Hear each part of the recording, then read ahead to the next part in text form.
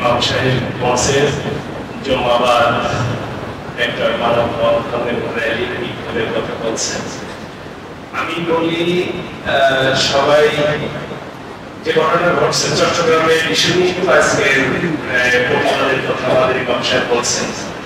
চট্টগ্রামের ঘটনার বিষয়ে আমরা সবাই জানি, ইতিমধ্যে সরকার কিন্তু এটা কঠোর হাতে পদক্ষেপ নিয়েছে এবং ব্যবস্থা হচ্ছে।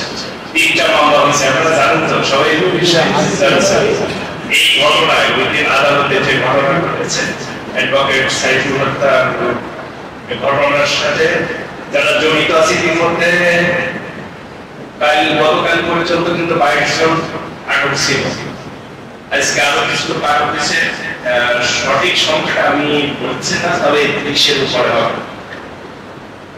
এই বিষয়টা সঠিকভাবে তদন্ত হচ্ছে, ইনশাআল্লাহ যারা ঘটনার সাথে জড়িত, অপরাধ যেটা করছে জঘন্যতম অপরাধ, এটা মানুষকে একজন আইনজীবীকে যারা আদালতে একটা মামলার বিষয়ে শুনানি করছে এর সাথে সম্পৃক্ত ছিল, একটা আসামি জামিন আইনের জন্য তাকে তার হত্যা করা, এটা জঘন্যতম অপরাধ, এটা সবাই ঘৃণা করছে, আমরা এর তীব্র নিন্দা করি।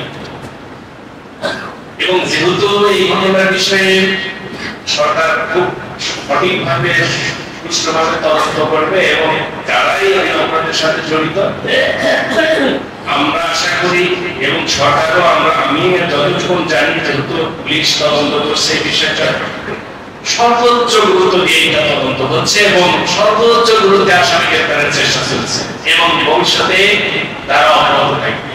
দয়া করে আমরা যেটাই প্রতিবাদের যে আমাদের ইমাম সাহেব বলছে, সবাই শান্তিপূর্ণভাবে একটা প্রতিবাদ, যেহেতু একটা আমাদের গণতান্ত্রিক রাষ্ট্র, প্রতিবাদ একটা করতে পারে, কিন্তু এটা যেন বিশৃঙ্খলা না হয়। দয়া করে এইটা সবাই খেয়াল রাখবেন। আর উস্কানিমূলক কেউ কথা বলবেন না। উস্কানিমূলক কারণ আপনারা জানেন বর্তমান অবস্থা, এটা বর্তমান প্রেক্ষিতটাও জানেন। এমন কিছু করেন না যে এখানে যেন আমাদের কোনো অশুভ শক্তি বা স্বার্থন্বেষী মহলের সুযোগ নেই। দয়া করে এই বিষয়টা খেয়াল রাখবেন। সবাই ভালো থাকেন, সবাই আমরা আজকে জুম্মার দিন নামাজ পড়ি। পরবর্তীতে আপনারা, আমি চাচ্ছিলাম যে এটা না করলেও হতো, তারপরে যেহেতু আপনারা চাচ্ছেন এটা যেন শান্তিপূর্ণভাবে সংক্ষিপ্ত আকারে করেন।